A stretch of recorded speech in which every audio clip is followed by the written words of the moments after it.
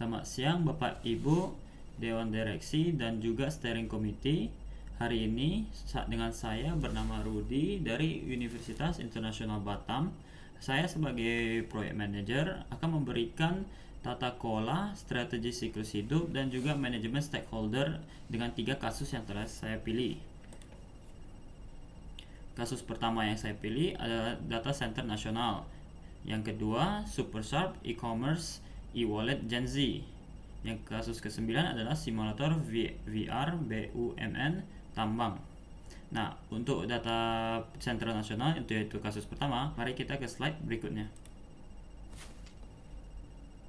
Pada kasus pertama ini, permintaan warga Wakanda ingin membangun data center Tier 4 yang beranggaran triliunan.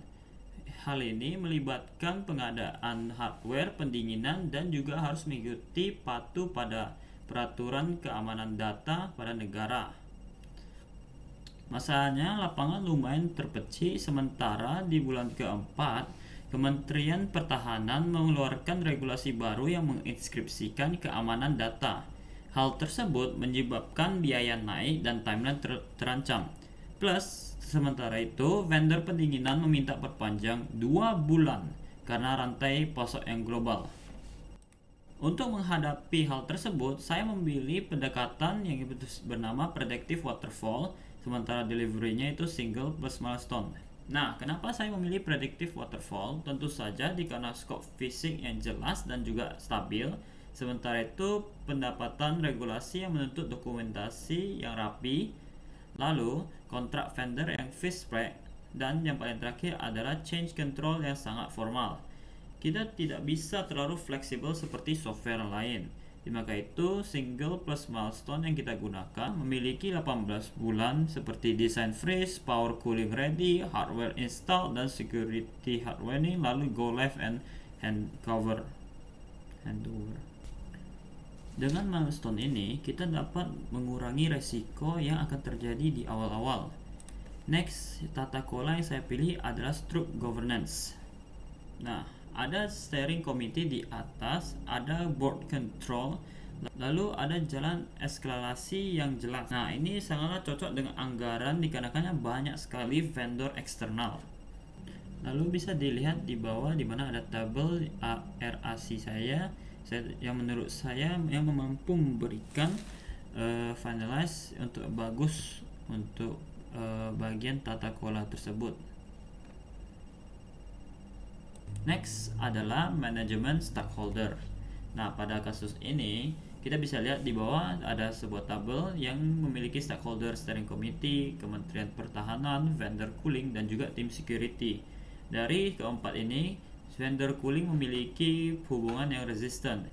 Ini dikarenakan vendor cooling takut terkena tilang. Dari maka itu, saya memiliki beberapa plan yang menurut saya dapat mengubah vendor cooling dari resistant menjadi supportive. Dengan cara pertama menurut saya adalah melakukan negosiasi kontrak dengan mereka, lalu memberikan buffering waktu, dan juga yang paling terakhir adalah yang memiliki vendor cadangan. Ini mampu mengubah vendor cooling dari resistant menjadi supportive.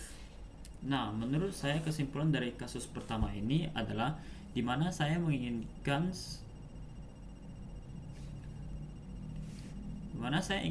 pendekatan yang prediktif, sementara itu saya juga menginginkan tata kelola yang sangat ketat, plus juga saya menginginkan manajemen stakeholder yang proaktif dalam perubahan supply chain. Next adalah kasus 2. Kasus 2 ini adalah startup yang membangun sebuah super app yang menggabungkan belanja online dengan e-wallet untuk generasi Gen Z. Masalah yang muncul adalah pada minggu ketiga, kompetitor utama rilis fitur BNPL yang langsung viral. Ini membuat product owner langsung desak tim untuk membatalkan fitur dompet digital dan mengerjakan BNPL pada hari ini juga. Tiba-tiba, divisi legal muncul dan memblokir karena belum ada izin dari OJK. Kita juga bisa melihat bahwa saya membuat menjadi 3 bentuk seperti ini. Yang pertama, apa tujuannya kita melakukan ini, yaitu super agency yang kemauan memiliki sampai 500.000 Sementara itu business case-nya yang menjadi masalah adalah sebuah market share yang saling berebutan, di mana data share-nya adalah Gen Z plus revenue fee plus float e-wallet. Yang kita kemauan suksesnya adalah pada kita cash free sama 9,9% dan juga tidak melanggar OJK. Nah, untuk proyek ini saya menggunakan adaptive atau agile. Kenapa saya menggunakan ini? Tentu saja karena adanya ketidakpastian tinggi pada pasar dan juga requirement bisa berubah-ubah kapan saja. Dan tim harus bisa pivot secepat mungkin. Kalau pakai waterfall, kita pasti ketinggalan besar. Untuk delivery-nya, yang saya menggunakan adalah continuous atau frequent instrumental. Setiap sprint 2 minggu menghasilkan instrumen yang bisa diuji. Setelah launch, kita bisa pakai feature flag supaya feature baru atau feature yang baru dirilis bisa lebih cepat. Untuk berikutnya adalah tata kelola. Untuk tata kelola, saya menggunakan governance dan juga guardrail. Saya memberikan tim kebebasan untuk mengambil keputusan dan produk sehari-hari. Tapi legal tetap punya hak vote untuk fitur yang berhubungan dengan regulasi sehari-hari. Setelah itu, next kita akan memasuki pada stakeholder. Nah, bagian stakeholder ini kita bisa melihat bahwa kita memiliki CEO investor, product owner, dan divisi legal, dan juga tim developer. Pada bagian ini, kita bisa melihat bahwa current state dari sebuah divisi legal adalah resistant. Ini dikarenakan kita telah melanggar beberapa peraturan atau melanggar OJK yang menyebabkan ini menjadi resistant. Nah, menurut saya cara memperbaiki ini sangat simpel. Menurut saya, pada bagian awal pembuatan bisnisnya kita harus melibatkan hal legal pada saat sprinting planning kita. Nah, dan bukan melakukan hal tersebut pada akhir gateway saja.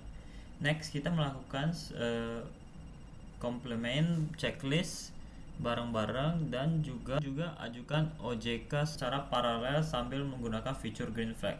Hal ini dapat membantu kita mengubah status dari. Nah, next adalah kasus terakhir kita, yaitu kasus 9. Untuk kasus 9 ini, kita masalahnya adalah BUMN Tabang ingin membuat simulator VR untuk melatih operator alat berat. Nah, proyek ini membangun dua dunia, yaitu pengadaan headset VR dari luar negeri dan juga pengembangan software 3D yang harus diuji berulang kali sampai pelatihannya berhasil. Nah, dan masalah pada soal ini adalah headset VR-nya dibiayai cukai selama 2 bulan. Sementara itu, setelah alatnya akhirnya datang dan software mulai diuji, instruktur senior kita malah tiba-tiba merasa pusing dan mual. Dan mereka menolak kasih persetujuan dan bahan minta proyek dibatalkan karena dianggap tidak realistis. Nah, koala yang saya pilih adalah koala hybrid. Untuk bagian hybrid ini untuk bagian hybrid ini hardware yang saya sudah kelola secara prediktif karena pengadaannya impor dan biaya cukai butuh perencanaan yang jelas. Sementara itu software 3D-nya adaptif karena realism dan kenyamanan hanya bisa ditemukan lewat testing berulang-ulang bersama pengguna. Sementara itu delivernya saya menggunakan multiple instrumental. Kita mulai dengan software alpha di perangkat sementara itu sambil nunggu headset. Setelah headsetnya datang, langsung uji kenyamanan, baru kemudian kita rilis model inti secara bertahap. Nah, next adalah tata kelola. Dari tata kelola, saya masih menggunakan structure karena ini BUMN. Tapi saya kasih elemen self-governance ke training champion team, yaitu instruktur senior yang kita telah rekrut sejak awal. Nah, berikutnya adalah bagian stakeholder. Bisa dilihat dari stakeholder ini, kita bisa melihat instruktur senior yang paling resisten.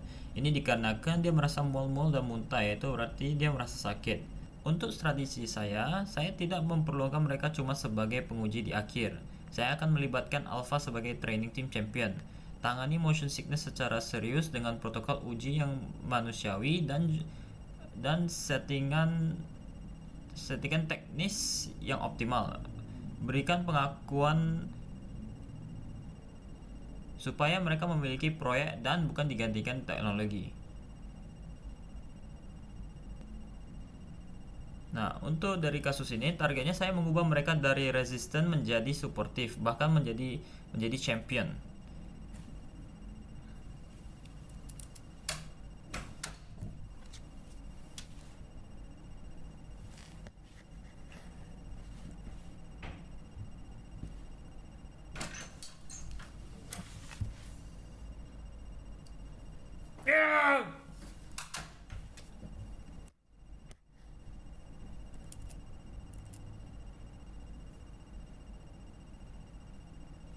Nah, untuk bagian paling terakhirnya ialah bagian penutup.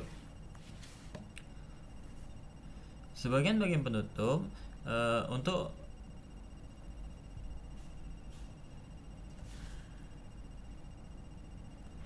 untuk bagian slide terakhirnya ialah bagian penutup. Ketiga proyek ini saya sudah kelola dengan pendekatan yang beradab karena karakternya memang beda. Seperti data center butuh ketegasan dan kontrol formal, super app butuh kecerdasan dan juga kefleksibilitasan. Lalu yang paling terakhir yang ketiga, kasus ketiga yaitu simulator VR butuh keseimbangan antara hardware yang ringgit dan software yang harus nyaman bagi pengguna. Yang sama di ketiga proyek adalah manajemen stakeholdernya harus berproaktif, terutama terhadap pihak yang resisten. Saya percaya dengan rancangan ini, value bisnis masing-masing proyek bisa tercapai tanpa dengan ada resiko yang melebihi terkendali. Sekian dari presentasi saya, mohon maaf jika ada kesalahan. Sekian, terima kasih.